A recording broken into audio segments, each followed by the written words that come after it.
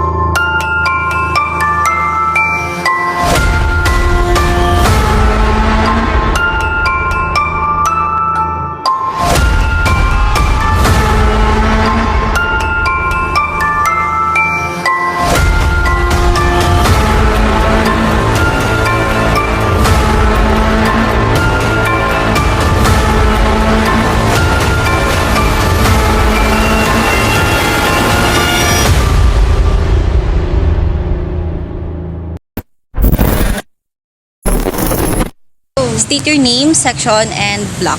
Ako po si Janzen Ogabuni po from BS Abeto-3. Ayun po. Ayun. Question is, ano po yung mga haka-haka or yung mga kwento na naririnig nyo about post office? Actually, wala pa ako narinig na haka-haka. Pero kasi recently lang meron akong nabasang book about sa mga buildings dito, and especially nabasa ko rin yung sa post office, which is meron daw dyan na parang family, then sila daw yung nag-build dyan, ay parang nag-propose sila mag-build dyan, then after nun meron daw sila nag-build, nag-propose ng build yan, and then yung mga admins daw dyan, may nakakita daw sila ng yung kadenang tumutunog na ganun. Tapos yung mga hagdan daw dyan, may mga heels daw tumutunog din, ganun. Then kapag around mga 12 noon na ganyan, lumalabas daw sila dito, and then naglilibot sila. Ganun. Pero hindi ko naman sure if guaranteed yung, or totoo yung book na yon. And ayun lang naman. State your name and section. I'm Rafael Pastrana po from BS Abeto-3. So ano po yung mga alam nyong kwento about dito sa post office, yung mga ganun? So first po yung history niya dahil dati po kasi nung matagal na po tong si LSU is ginagamit po nila tong post office para padala ng mga letter and mga sulat dahil hindi pa po uso nun yung mga Gmail, email, ganun po. And wala naman po ako naririnig na as of now po, wala po akong alam na kwento tungkol sa kanya pero may naririnig po ako na kwento na sinasabi po nila na may nagpaparamdam dito like may naririnig na lang sila sa loob na nagtatype, nagsusulat or may nakikita sa bintana and yun po. Thank you po. State your name and section. My name is Kelvin. My name is Kyle Fernandez, BSIT 2-4. So, anong mga haka-hakang naririnig mo dito sa post office? Siguro bilang isang CLSU student since 2023, hindi ko siya naabutan. Bilang nadadaan-daan ako lang siya at wala akong masyadong naririnig na haka-haka.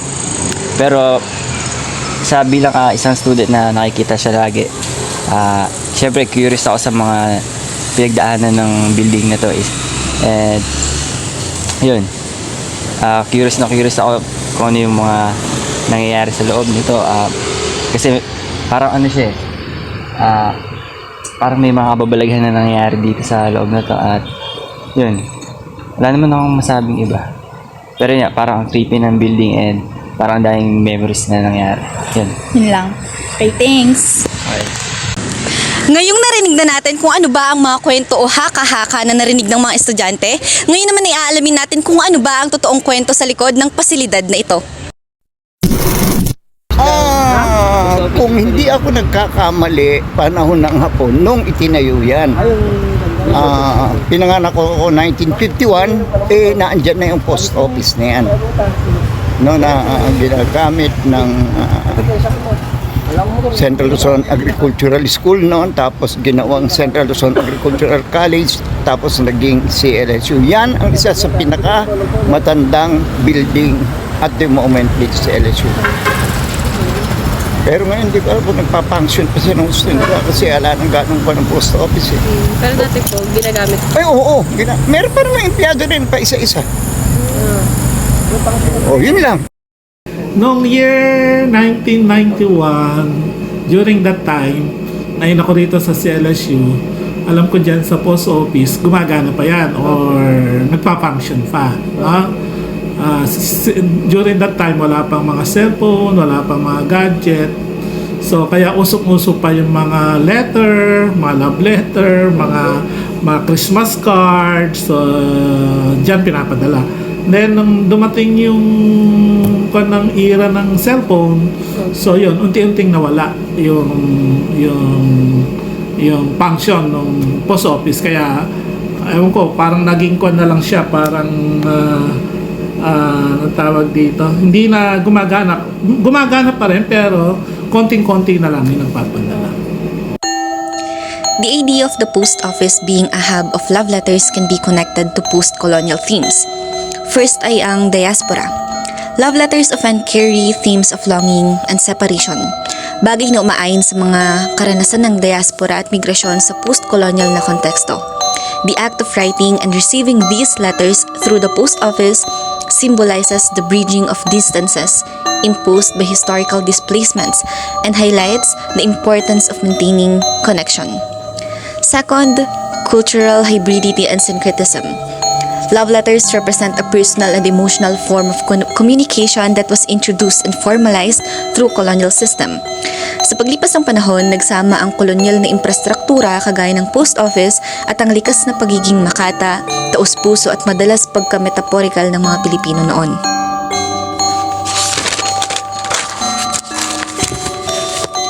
Bilang konklusyon, ang post office ay hindi lamang isang lugar na pugad ng maraming kwentong katatakutan o makasaysayan at kolonyal na kwento, kundi pati na rin